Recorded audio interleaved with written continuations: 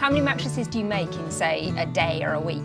So it varies enormously. So every product we make here is made to order, and with each product there's a lot of differences, from the hand side stitching, different amount of rows that we do, to making a pillow top mattress where we sew a luxurious pillow onto the top of the mattress. They all take different amounts of time. So generally at the minute we're about 1,200 a week. Why do you use British wool from Red Tractor Assured Farms?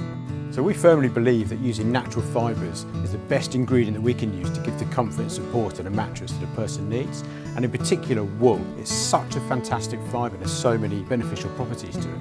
And since joining the Wool Keepers and using Red Tractor, it's given us the assurance that the wool is being responsibly sourced from British farms. And not just that, just from a sustainability point of view and animal welfare, and all the way down to the farmer being paid a fair price.